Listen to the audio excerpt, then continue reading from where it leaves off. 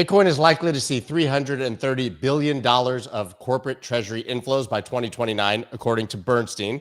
Definitely a topic worth discussing as we see Michael Saylor and Strategy increase their buying and plans to buy into the future. And I think we all know that tokenized everything, including stablecoins and dollars, are coming. But now there's a bit of controversy as to whether we will actually see that legislation, which we all thought was a layup, coming this year. When we want to talk about things like this, we bring on Caitlin Long. It's really easy, not that complicated. Tillman and Andrew and I will probably just be quiet and ask her questions. I don't know. We'll see. But Caitlin absolutely leading the charge here at Custodia Bank and the best person to give us an update on everything that's happening in this space. Let's go. Let's go.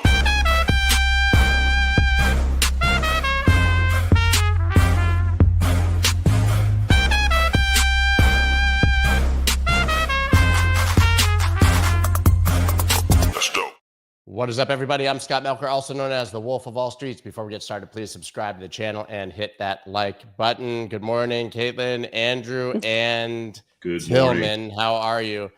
Morning. Good morning. We were supposed to have the Genius Act, the Stable Act, all of the acts, stable coins were coming, and now all of a sudden it seems like the Elizabeth Warren camp is kind of digging in and could actually prevent that from happening. I mean, Caitlin, are we now at risk of literally not getting stablecoin legislation? There is some risk, yes. The Democrats have decided to make a lot of noise, and the word behind the curtain is it's all about the Trump family's involvement in crypto, and they're making a stand against that. They're actually not far apart on the substantive parts of the bill. So this is interesting. Are they right in any way, shape, or form here? Because I had a conversation actually literally at a Formula One race with Chris Giancarlo, who's former chairman of the CFTC, 2 days ago. And he was saying, and I sort of agreed, he said, we love that Trump has followed through on all of the deregulation and the SEC has backed off, but maybe it's not great that the family is so deeply involved in launching NFTs and meme coins. Well, Senator Lummis said the same thing. She said on NBC on Friday, the Trump family's making her job harder. And she's one of the people running the bill on the Senate floor. So I'll leave it at that. I'll stay out of the political scrum. I've never endorsed anyone. I understand the difficult position. And I said at the time when Paul Atkins got nominated for the SEC that Trump meme token was going to create a challenge for him because it was not likely to be something that the SEC was going to be comfortable with once he was in a position of leadership at the SEC. And he hasn't said anything yet. They didn't really get him during the nomination hearing on the record on that, but you can just tell it's uncomfortable for the people in this industry who have been champions in DC to have to deal with this. So, Andrew Tillman, I wonder if this is just them playing politics or then a legitimate concern on their side, because this is a different narrative than the reasons that they wanted to stop the industry before. This isn't the old anti-crypto RE rhetoric. It's new anti-crypto RE rhetoric. Yeah, I would say go ahead, Andrew. It's new anti-crypto stuff, and it's it's the same song on a different key is what it is. They're looking to slow down the industry. That probably behind all of this is they're pissed off that crypto played a meaningful part in the last election. That can't be denied. Crypto will probably play a meaningful part in ongoing processes in DC for a while. They don't like that either. What are their alternatives? Their alternatives are to just kind of throw up their hands, say, yeah, you know what, let's go along with this. Well, that would be going along with Trump. That would be going along with this administration. That would be going along with probably a really good idea in terms of stablecoin regulation. And that, good or bad, is simply not the MO of the Democrat Party at this time. Anything that is coming from this administration, they are against it. This isn't just a crypto bill or a stablecoin bill issue. It's the entirety of the administration. They're going to be anti whatever is done, whatever is said, whatever the process is. Yeah, they're going to be against it. That's what they did 4 years ago. That's what that's what all of them campaigned on for the 4 years that Trump wasn't even in office. and that's what they're doing now. I would suggest that hasn't been a winning formula, it seems. But at the same time, they're free to go down a certain road. My guess is there's a lot of noise, but there's also signal. And I think the signal tells us that this will find its way through the process eventually. Yes. What does eventually mean? I don't know. Maybe the timing is off by a few weeks or a couple months at best, but it still ends up getting done because, as Senator Thune said yesterday, I believe, hey, we're gonna move forward on this. Like whatever you guys do, sensible. histrionics and the like, we're gonna keep marching forward on this bill. And understand that when it comes from the leader of the Senate, that particular voice carries more heft than a couple of folks in the House. So, if he says it's moving forward, it's probably moving forward no matter the noise. That's the signal that I'm looking at is what he had to say. Yeah, he controls the floor agenda, and the cloture vote is scheduled for Thursday. It will happen Thursday. Yeah. So they would have to rally a hell of a lot of support in the next 2 days to really stop this at this point. Yeah, I think so. And some of the folks that signed the letter over the weekend, which was a surprise, the Republicans did not know that was coming, have already signaled that they are going to vote for it. So they got what they wanted. And, that's the sausage making process is never pretty. And this is DC. And so I think the Senate vote could be as early as next week.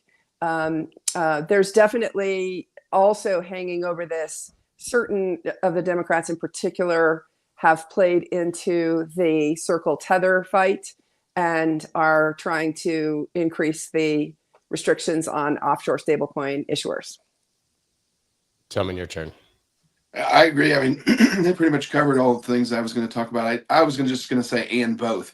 I think this is about concessions. I think, Washington is looking for reasons to, introduce friction into bills because it allows them negotiating power. And the Trump meme coin didn't make it easier on us. I think it was a blunder in my estimation. Melania token on top of that.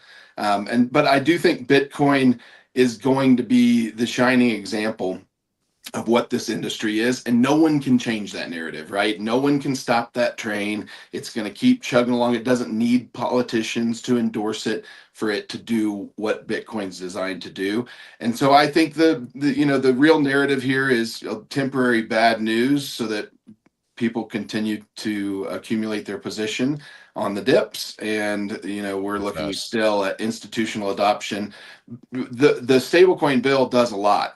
Don't get me wrong. I really want to see that passed. Regulatory clarity it's a shame we haven't gotten it 6 years ago.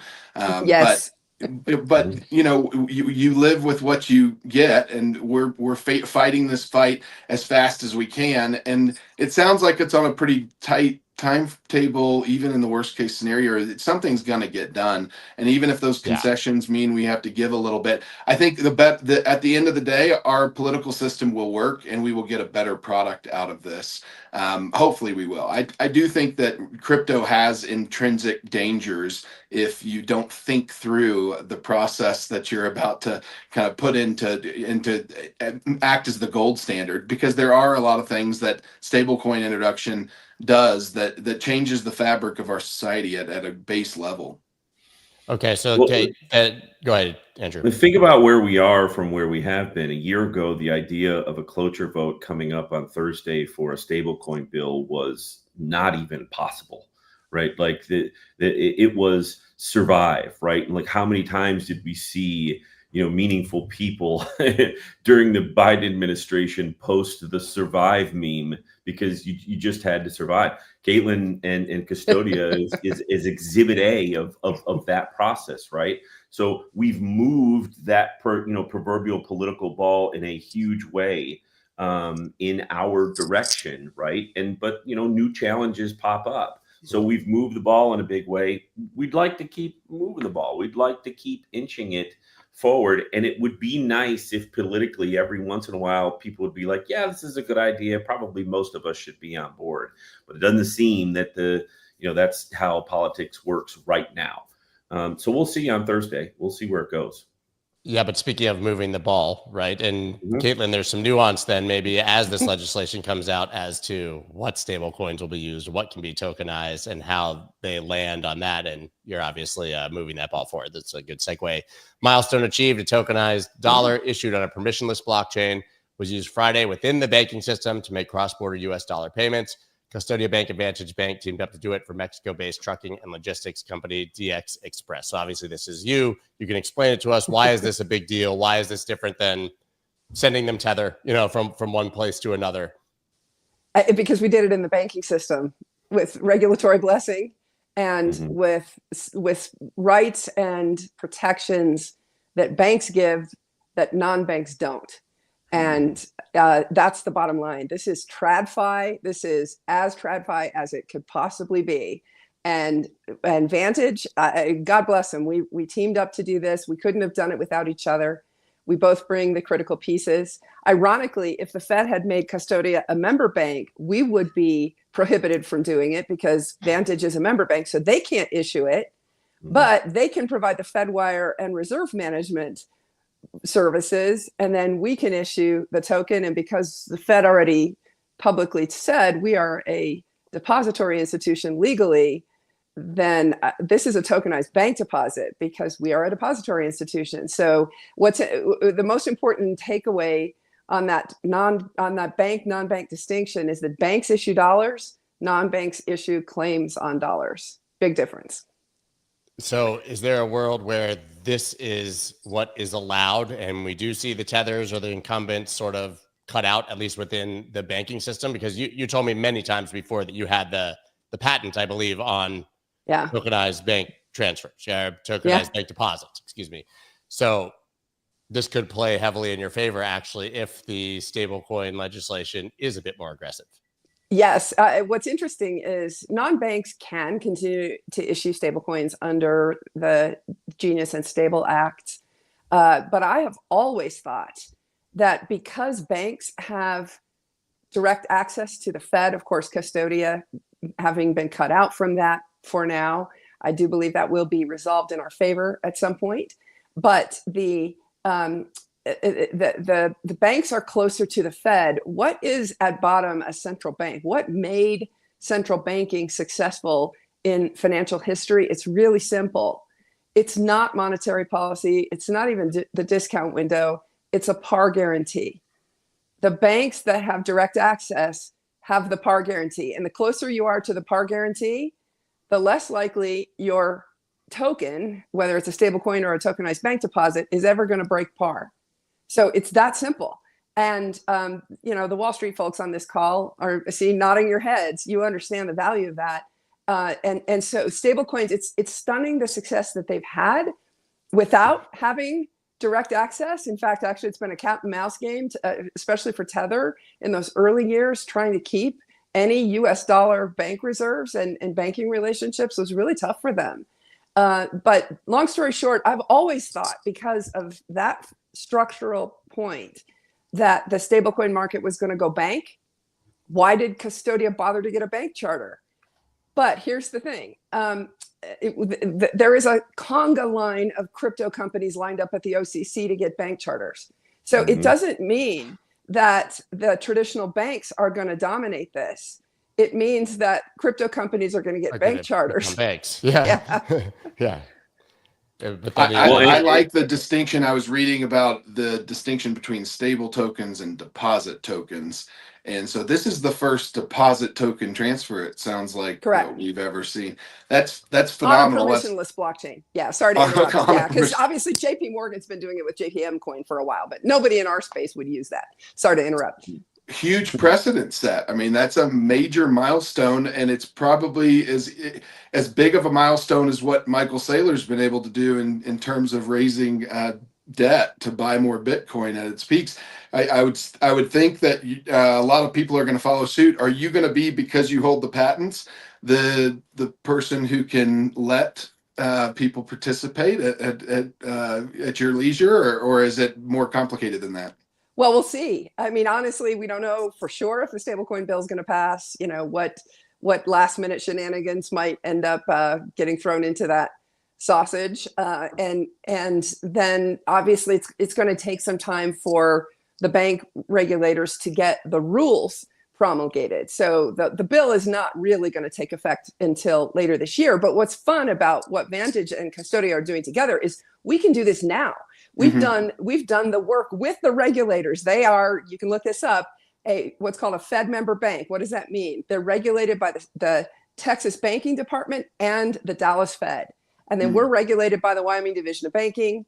When we said in our press releases last month and this month that we worked closely with our regulators, you can read into that what you want, but you can read into it that the regulators absolutely knew and spent a lot of time putting us through the ringer on what exactly we were doing here. And we will be continuing to do more things together. I'm really excited about what we're doing together. And what's so interesting is that Vantage is what's called a community bank. They're not one of the giant banks, but because they're located in San Antonio, they do a lot of cross-border business with Mexico and have a big, what's so interesting is DX Express is a longtime customer of Vantage. It's a trucking company that moves goods back and forth between the U.S., between Mexico, U.S., and Canada.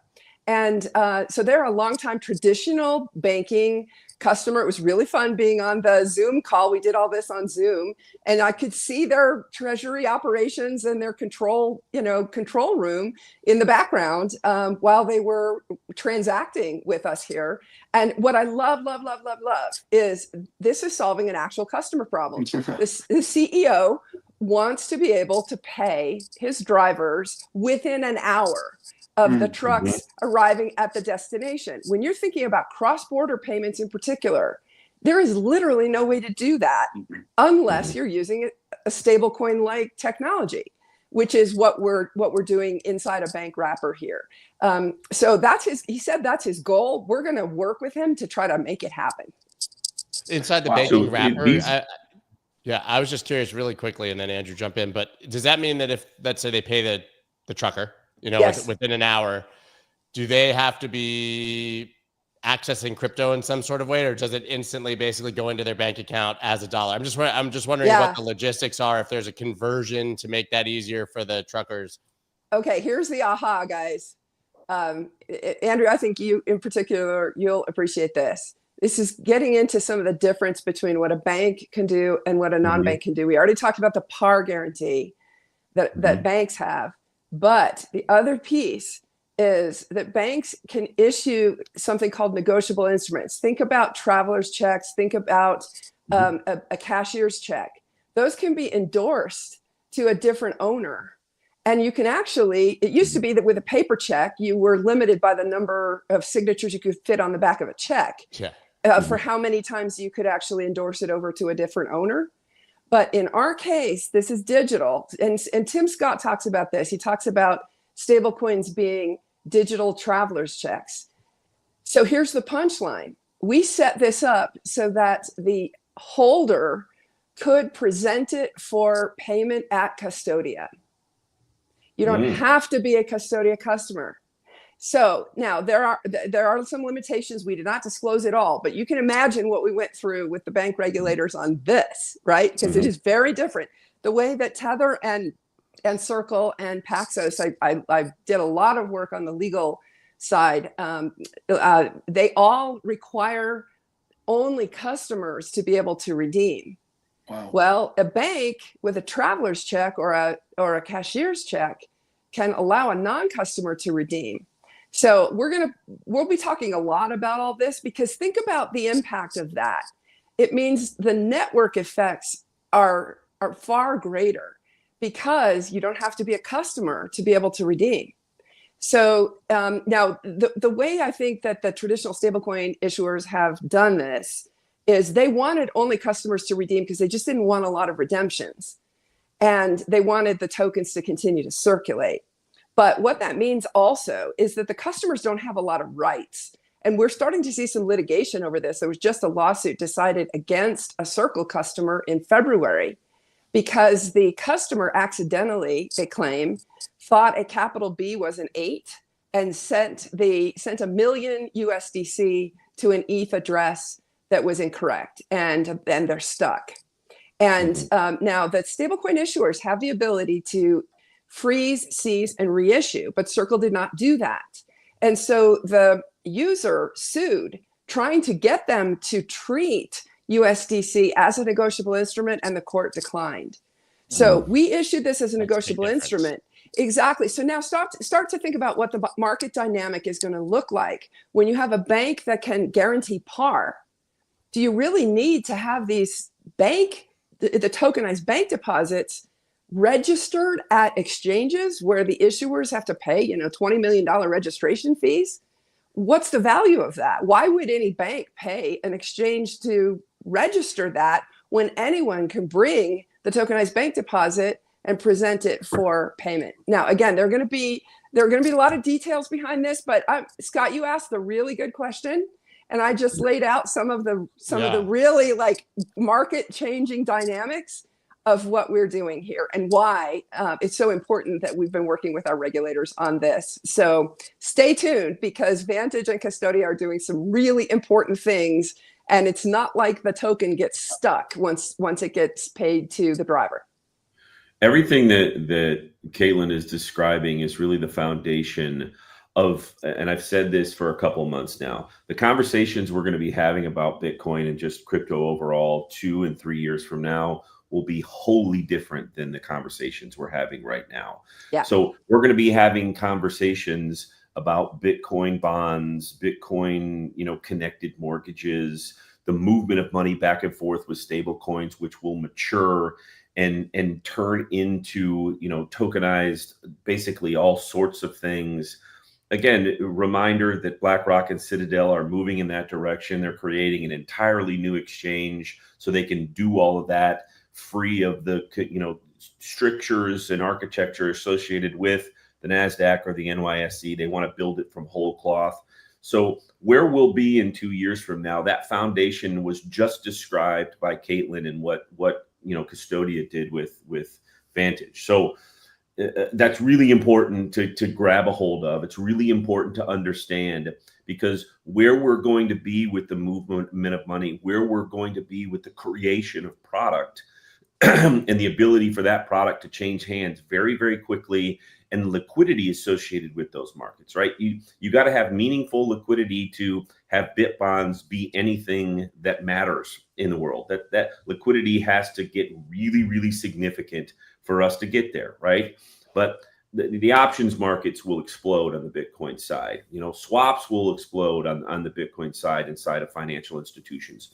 All of that stuff will be run on the rails of stable coins. And so where we will be in 2 to 3 years associated with the conversation around crypto will be, continuing to eat what it is that TradFi does now. And again, I always try and tie it to a guy like Larry Fink, who has said 2 things that I will not forget and I'll keep bringing up. He thinks Bitcoin is going to 500 to 700K, which, by the way, is really close to kind of what Berkshire Hathaway's 800K number is right now. So, the question remains, do you think Bitcoin's as valuable as insurance companies and railroads? And then on top of that, I'm not really connecting, but I'm kind of talking about it in the same couple sentences. Bitcoin is headed towards a world that looks like the mortgage cap and how mortgages work and the growth of mortgages. Those 2 things that he said over the past 6 months is just the foundational belief that I have, that we're going to a world where there's product that is very TradFi-ish and takes the value of Bitcoin and turns it into bonds, mortgages, movement of money, all of that stuff. Yeah. I number one, I think the fact that everyone can be included in redeeming their money at a bank, I think that is a massive, massive deal. I fell in love with Bitcoin as a miner And the thing that I loved about it was the inclusion. There's billions and billions of people that are subject to predatory lending. They're going to ridiculous financial services folks for loans and cash advances, and they're unbanked. They don't get to walk into a bank and have legitimate business to conduct. And this gives every human being the right to walk into a bank and have legitimate business to conduct. And that is the most important thing I've heard today. I mean, that is unbelievably huge. And the inclusion is based upon crypto. The inclusion is based upon this technology that is breaking down access barriers. And if you look at like power laws, and you're into the power law curve of Bitcoin's price, the tightest correlated two values are number of wallets generated, price of Bitcoin. Those two have tracked over time exceptionally well, plus or minus a very small variance. And if you look at what Caitlin just described is inclusion in the blockchain for everyone. And it's going to open up those coffers to the people who have never gotten into it. And they're going to start to become aware of this because it's the first time they've ever gotten to walk into a bank before. I mean, that is incredible. Yeah. You don't want to have to cash your check at a Western Union somewhere in the middle of, like a Central American country where the gang is waiting outside to take your money. It happens every single day. It's a real problem. Right. They wouldn't even need to walk into a physical location. So the phrase that we Americans are used to using, walk into a bank, I know that's a colloquial phrase. That's not how this is going to work. This is all going to be done electronically. And the amount of investment, I want to make clear, the amount of investment that we have made to build this platform to be able to handle the compliance related to what I'm talking about is not small. So now back to this whole question, when we talk about the convergence of banks and crypto companies, it's not going to be most of the traditional banks. I will tell you, Vantage has made a lot of investment in technology. Good for them. They're now able to capitalize on it because they can do things like this because their system is secure enough that we don't have to worry about their online banking being, hacked every day because they have made the investment of in authentication that is required to be able to handle tokenized dollars. The average bank has not. They're still using username and password, and then maybe, 2 questions or, maybe if only we still SMS. had signature, if only we still had signature and Silvergate, right? I mean, it's pretty crazy. We had this, to some degree, right? Yeah. I mean, we had these rails built and they killed it on a weekend. And they killed them. Yeah. But I also need to give a hat tip to Tether, saying that it believes it has 400 million active users. 400 million active users. Man. Okay. So now they have not been connected to the banking system. They're pretty close because they have their reserves held at a primary dealer onshore in the United States. But Cantor is not a bank and does not have direct connection. So that they're issuing claims on dollars still.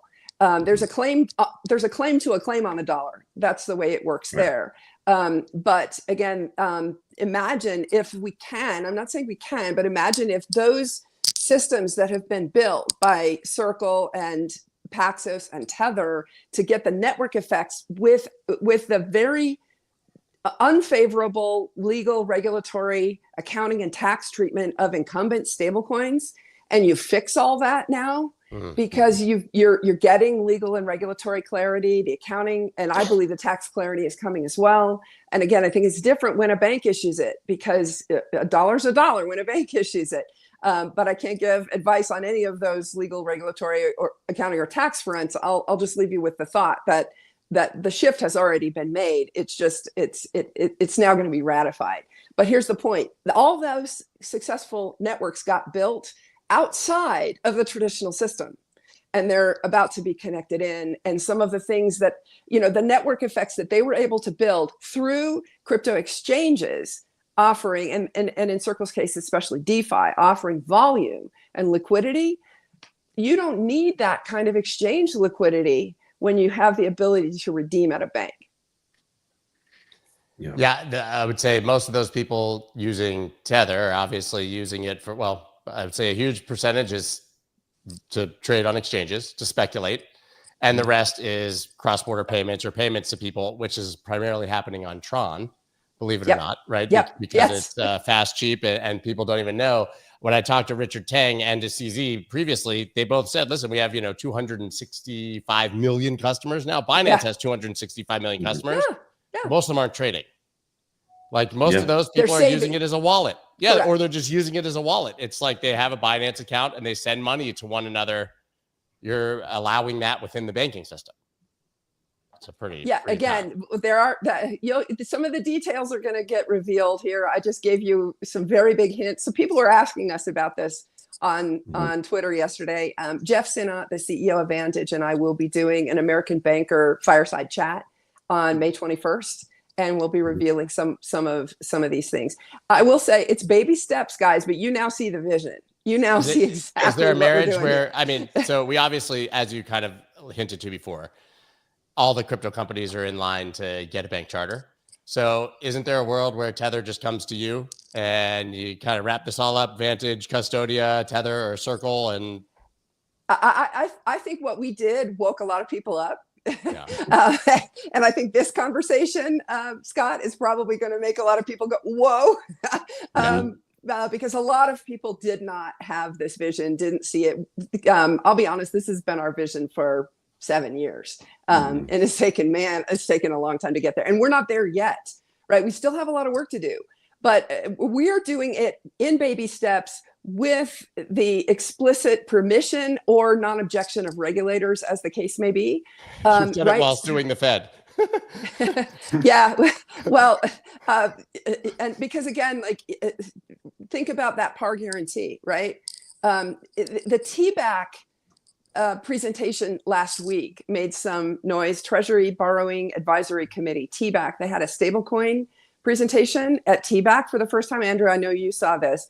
And it talked about that the stablecoin issuers don't have access to Fed master accounts, and that increases the potential for financial instability. And I about fell out of my chair when I saw that, because the Fed's official position was that stablecoin issuers, just the existence of us, would cause financial instability. And now that whole thing's been flipped on its head.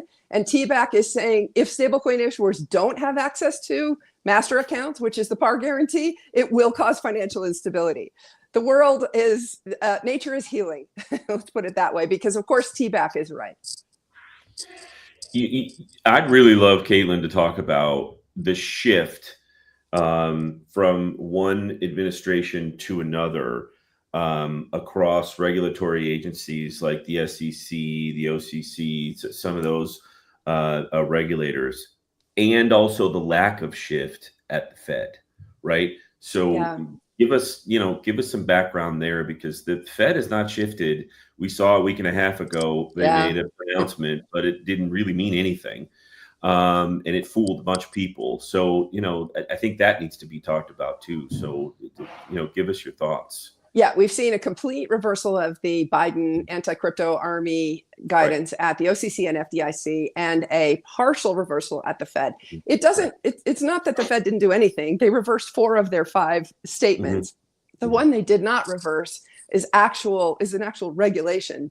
It was voted on by the board 7-0.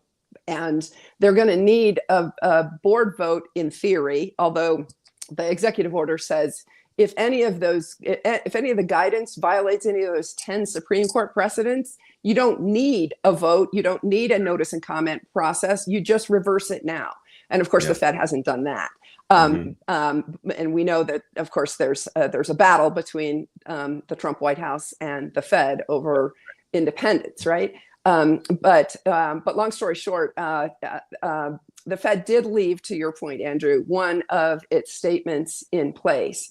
And what does that tell you? Senator Lummis really took the gloves off about it and said, look, we got a fundamental problem. The same anti-crypto people are still in their jobs at the Fed. Right. And that, in theory, is going to change. There's a very prominent banking attorney that left his private practice and went to work for Governor Mickey Bowman, who is the nominee, Trump's nominee, to be vice chair for supervision and regulation. to head the Supervision and Regulation Division. Her vote, I think, is coming up today in the Senate Banking Committee. So she, in theory, will be confirmed at some point in the next few weeks, presuming that there is support to get her through.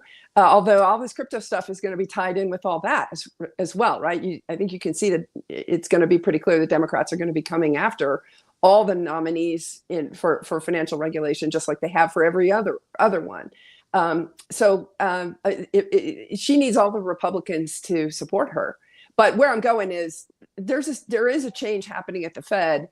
As Nick Carter pointed out, though, when he looked at the composition of the Fed, one of the reasons why the Fed may not have voted to remove that regulation, aside from the fact that all the people behind it are very anti-crypto, is that they might not have had the votes on the Fed board because the Fed board is 4-3 Democrats. And that's counting Powell as a Republican, and he's not exactly a Trump fan. So it's interesting because Trump fired the Democrats on the National Credit Union Association board, which is the equivalent of the Federal Reserve for banks. It's the federal regulator of credit unions. And they too it's an independent board, right? And Trump went in and fired the Democrats. So it's an interesting question. Is Trump gonna do anything? He's officially saying, but he's also talking an awful lot.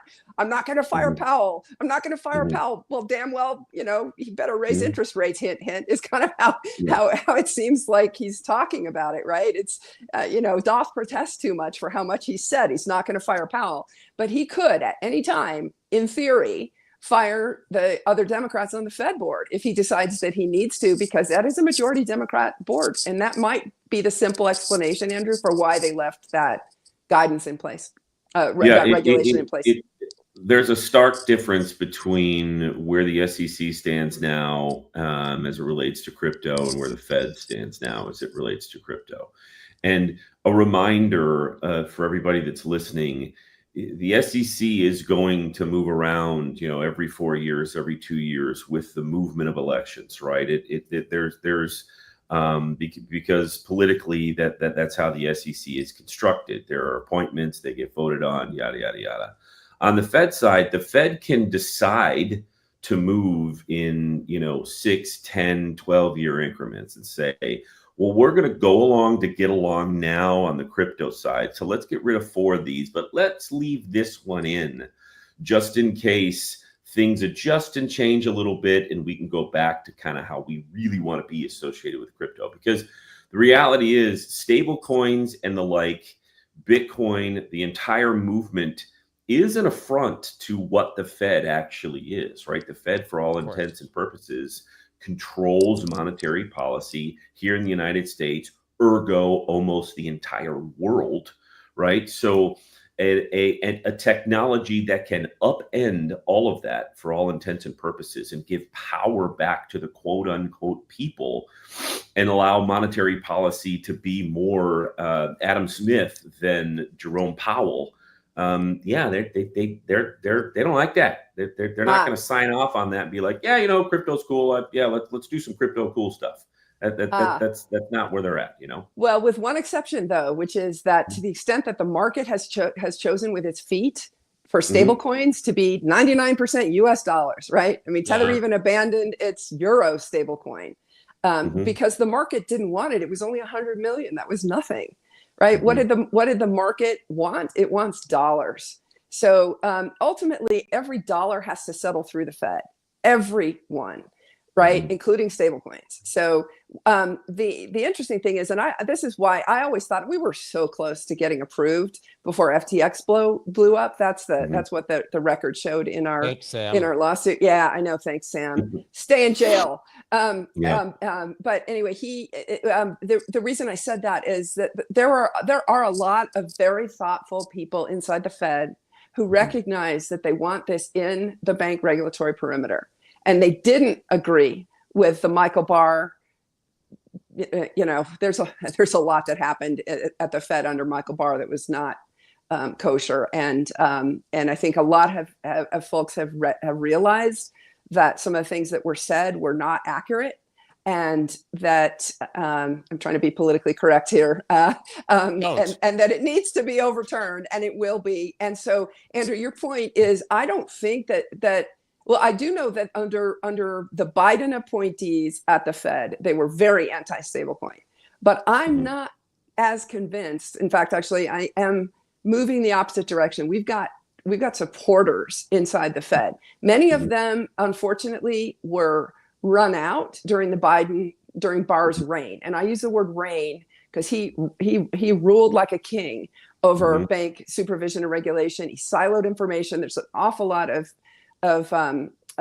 press about how he prohibited his staff from speaking to any other Fed governor unless they'd spoken to him first, right? And so he just ruled with an iron fist. And so unfortunately, a lot of the people who didn't agree with him got either walked out or got run out, right? Which is part of what Lummis is saying, that there's got to be some staff turnover. But again, nature is healing. The Fed is definitely the laggard among the federal bank regulators, but I do believe that it's going to get on board. And to be honest, if the stablecoin bill passes, which I do believe it will, the Fed won't have a choice.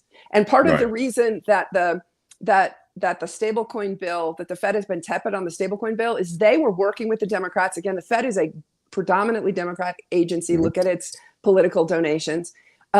They were working with Maxine Waters, and they wanted to be the sole chartering authority of stablecoin issuers. And that is not the case in the Genius and Stable Act. They are a secondary regulator in the Genius and Stable Act, and it was because of their own behavior that the Genius and Stable Act has taken some of that power away. Yeah. Well, they haven't been invited to any of the cool parties, in the last 6 months. Well, that was interesting.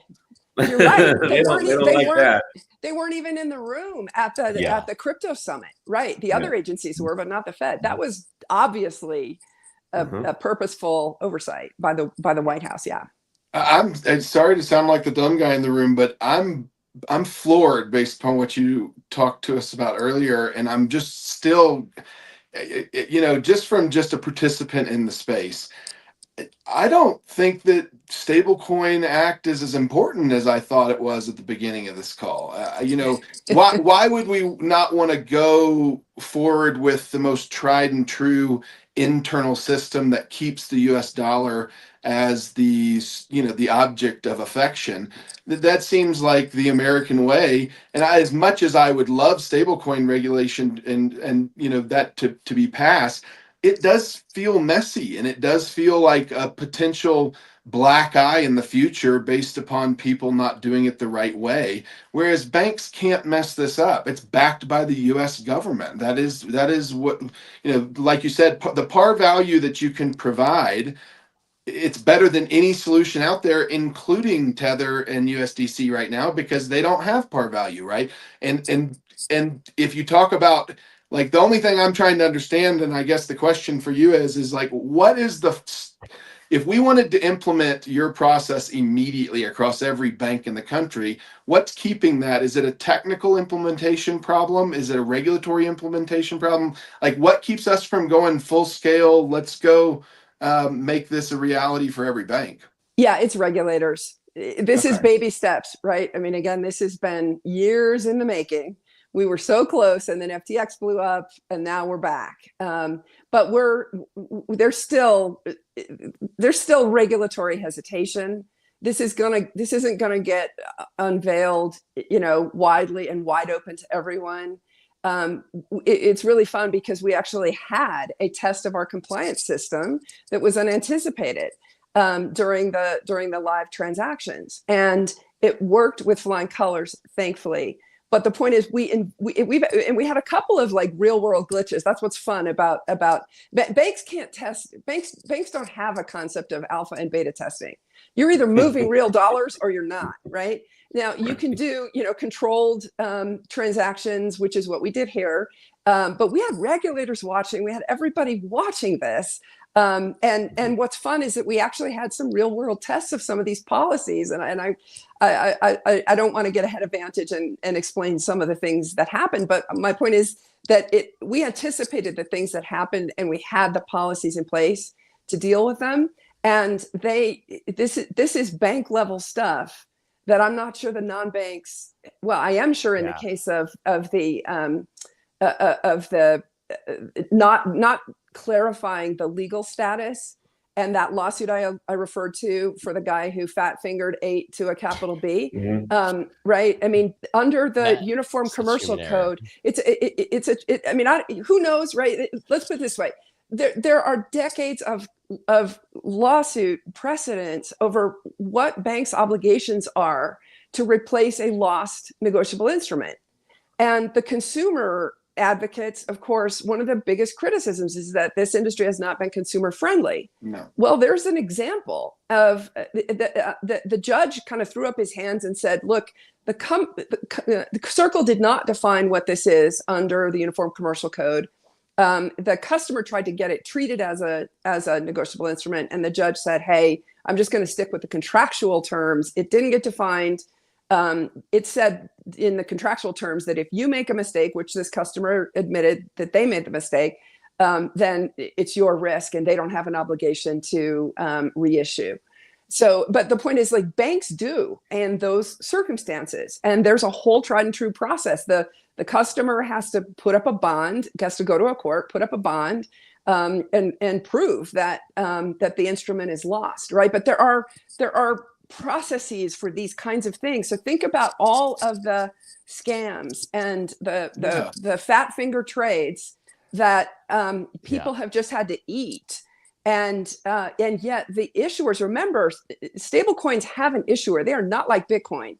They have an issuer, right? And the smart contract has the ability to roll it back. to seize, freeze, and if necessary, reissue. Now, you've got to make sure that that's not used against the bank as a double spend, right? Which is why there are processes for this. You have to go to a court and post a bond in the value of the lost negotiable instrument. And then the judge has to order the bank to reissue it. But the point is that is a tried and true process that's been in existence since the Uniform Commercial Code in the 1950s. And those kinds of protections have not been available to stablecoin users, but they're about to be, because it's going to be done through the banking system. Yeah. Well, and that's why just 2 seconds, Andrew. If I'm a regulator, it's an easy choice. Like, I don't even have to think about it. Like, what do I want to mess with this ball of wax that nobody can agree upon and that there's heavy headwinds against as it relates to stable coins? Or do I want to go the path of least resistance that we're all familiar with and accustomed to? Sorry, Andrew, go ahead. As somebody that at times could qualify as having fat fingers, I don't know if we should be using that term on a go-forward basis. We should just, skinny fingers. No more fat finger shaming here on this show. But yeah, we've all done it. Yeah, we all have. Yeah, but I can't imagine sending $1 million and thinking that I'm going to type in an Ethereum address rather than copy paste and check it. Like, I've never heard of somebody going through the motions of typing in the entire Ethereum address. That guy was special, whoever did that. Yeah. That's pretty intense. Indeed. It is intense, but to your point, though, it should be obvious that the Fed should have embraced this because of what you just said. Right. These are the things. There are tried and true processes, legal regimes that stablecoins should have been fit into since the inception. But it was, and the Fed was going in that direction. But then FTX happened, and Michael Barr quashed the whole thing and tried to literally kill everyone, and all the debankings. Right. And a lot of, Silvergate, Signature, Protego, gone. Some of us survived, and we're here, and we've learned a lot, and we're ready to roll up sleeves and work within the system. We just culturally don't do anything unless we have permission to do it. Now, all of these batches of trades, they were real trades, but they were small. It's going to take a while to get to a real scale here. And I guarantee there are going to be glitches. We're going to have to work a lot with regulators to get to a real scale. But I think you guys just had your eyes wide open that this is what's coming. And there will be a number of banks that, like Vantage, embrace this. And is it scary? Yes. Jeff and I have an op-ed that hopefully will be coming out soon, where we analogize what's going to happen in the payment space to what happened in the stock trading space in 1998 and 2001. In that time frame, it used to be that you had really just three venues: the New York Stock Exchange, NASDAQ, and the American Stock Exchange. And all stock trades were routed through one of those venues. And that now we have 30 different venues with all the dark pools and ATSs, right? And each one will cater to the different desires. Do you want fast execution? Do you want the tightest spreads? Do you want confidentiality? That's going to happen in payments. And so even the stablecoin market is going to end up being fragmented between those that want the fastest execution, for payments that absolutely positively have to get there, right? And those that want the tightest, the lowest cost for the smallest payments, those kinds of things. And then I think you will see batches of payments done. And I also think that you will see, even though the Stable and Genius Act prohibit stablecoins from paying interest, and there's been a lot of conversation about this, that doesn't mean stablecoins won't pay interest. It just means the stablecoin issuer won't be the one that does it. So there will be credit structures where fintechs will drop a stablecoin, a tokenized bank deposit into a credit structure, and someone who will take risk with their money to get some yield will invest in those. So I think that's coming, and I'm not worried at all about the fact that stablecoins can't pay interest while tokenized money market funds can. And that's one of the points that the TBAC presentation made. And they were wondering, are tokenized money market funds going to threaten the banking system because they can be used as payments too? And the answer is, yeah, they can be used as payments. And that goes entirely outside of the banking system because it goes through the securities industry. So these are all big questions. But if it's a tokenized money market fund, that's one or two steps removed from that par guarantee. And I don't think that tokenized money market funds are going to be the big payments game. It's going to be tokenized bank deposits. Well, I couldn't agree more. And I think if I'm anyone in Trump's cabinet and I hear this, we can move as fast as we want in this space because it's only going to have errors attached to the speed at which we move. And those errors have no repercussions at all. We just try again and keep it's printed dollars, right? So let's absorb the cost of moving quickly in making every bank in America have this advantage over the rest of the banking system, globally. We there's so much talk about us leading the way, and yet the issues that we're talking about is this marriage of TradFi and crypto. And it's so complicated in some cases that even the guys on the crypto side don't understand the complexity of the TradFi side. The guys on the TradFi side don't understand the pitfalls of the crypto side. And so you get a lot of friction in that. And I think this is something that's, if it's not bipartisanly supported, I'd be shocked. Like, who could stand against this being, the standard by which we, by which we judge, our progress moving forward into like the future of banking, right? I don't think if anybody took a fresh look at this, they're going to see it as a bad thing for America. To the contrary, it's, in my opinion, the path of least resistance to take the center stage globally as the forward-thinking banking institutions, right? It's the perfect time to pivot to yield, and because that's going to be the name of the game on a go forward basis, whether it's stable coins, whether it's product. Coinbase is talking about yield. Our firm, Arch Public, is talking about yield and how do you go about it. So let's talk about yield. We can let Caitlin go. We've kept her about 27 minutes over time. That's good. You guys asked. You got out some of the great stuff. I'm not going to stop it, but now we're 3 minutes away from the end. So all right. Well, everybody give Thanks, Caitlin a follow, of course. Thanks, Thank guys. you so much, Caitlin. Bye. Cheers. Great conversation with her. Yeah, great conversation with her. She's fantastic. Unreal. I'm blown away. I'm going to go do a lot of research on this. Yeah, it's a lot. We released yet last week our Bitcoin yield algo, and what does that mean? Sure, you're going to get extraordinary performance associated with the accumulation of Bitcoin, the intelligent accumulation of Bitcoin, but we wanted to focus on yield. There's been so much conversation about, I've got this pile of Bitcoin, what can it do for me? So yield is the answer.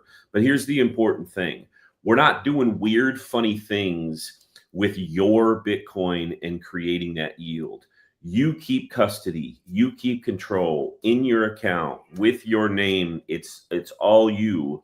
We're not doing anything with your Bitcoin other than an algorithm is using an arbitrage play to adjust the purchase and sale of different amounts of Bitcoin over time. When you get a pop that's significant, 2+% or more, you're going to sell off a small amount of Bitcoin. Here, Andrew, let me explain technically what happens. So we want to accumulate Bitcoin. We believe Bitcoin is something that we should own.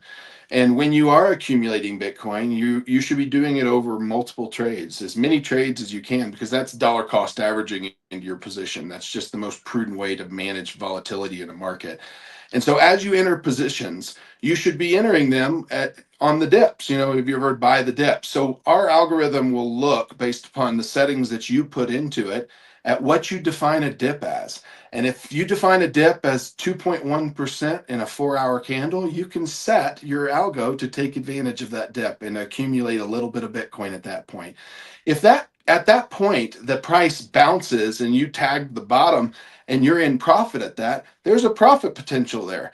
So if you set the parameter to sell Bitcoin after it's gone up by 3.1% in a 4-hour candle, guess what? It's going to trigger that event too. And you're in complete control over those settings. You drive the entire software. You're using it on multiple levels and multiple inferences to create these situations. And what the byproduct of that is this.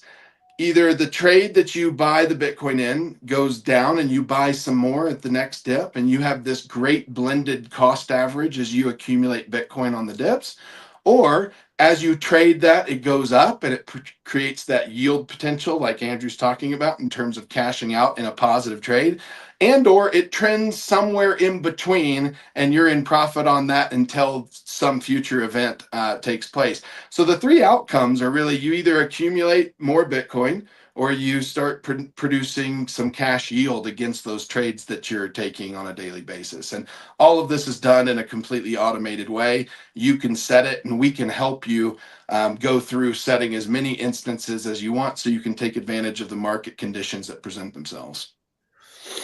By the way, we're doing another giveaway. We're going to give away 2 more industry passes. If you follow Arch at Try Arch Public and you download our free software, just an idea, a reminder that your ability to engage with our Bitcoin, Solana, Ethereum, and XRP algos is free to you for the first $10,000 every year. Free. So go use it. Try and break it. Give us some feedback. Do everything you can possibly to it. It connects directly to TradingView and Gemini, so you can do 1 million back tests. You can make it do wild and crazy things. You can do all that on your own, and it's free. So go use it. Go try it. We've got thousands and thousands of users at this point. People love the product, and first in class, best in class. You can't go find this anywhere else. People love it. And this is going to be announced, as it says there in the tweet. This is going to be announced on the show next week. Yes, on the show next week, the winner of the industry pass for Bitcoin Bank industry passes, there's 2 of them, so you can bring a +1. That winner is going to be announced next week at 9:45, as long as we keep to that 9:45 time frame. Because we're so good. We're so good at tracking our schedules and topics on this show. Yeah. Well, that was pretty groundbreaking stuff, man. I'm glad we went over. I think you just broke the biggest news of lack of structure than this particular day.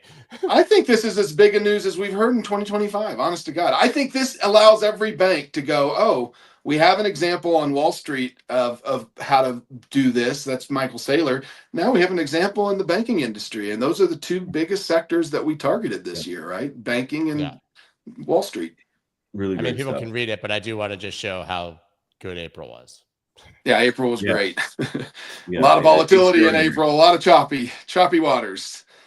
Well, choppy waters, and the truth of the matter is that over a 3+ week period, Bitcoin was up 30% almost. Yeah.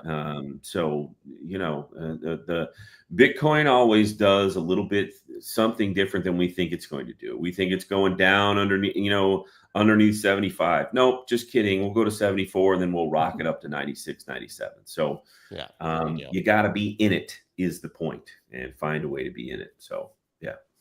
Anything else we missed before I let you go? Other than you can see it, you can see it scrolling there, but you should go to, this is where you do it, archpublic.com. Yeah, archpublic.com. Yep. People love it, man. They just love it. It's amazing. Like you said, literally thousands of people have signed up. Right. Yeah, we're gonna not a joke. I've seen the numbers, and I don't get any shit about it. Only compliments. That's a first in my life. Free. Ever. You can keep using this for as long as you wanted. The annual cap of $10,000 renews every year. So if you're somebody who just wants to get into Bitcoin and see an institutional tool that you haven't had access to, which is trading automation, that's what we're trying to do, is show people behind that curtain. And if you're somebody who has a very sophisticated plan and are tired of the manual application of that plan, we can literally customize the software to meet your purchasing needs that you set out. So why would you even simply dollar cost average yourself? If you can just set it and forget it. So easy. There you go. And the fees are better. Yeah. So there's that. Yeah. All right, guys, that's all we got for you. Tillman, Andrew, and I'll be back obviously next Tuesday. I don't know if we can best Caitlin. Sorry. But we'll see what we can do. We'll see what we can do. But otherwise, guys, I will, of course, be back tomorrow. We've got Crypto Town Hall in 10 minutes. Andrew, you got to start coming back on, man. I don't know what happened to you. Yeah, I do need to come back on. We're a little bit busy at Arch Public. That's probably whatever. Why. That's probably all right, guys. We'll see you. We'll see you tomorrow. See y'all. Thanks.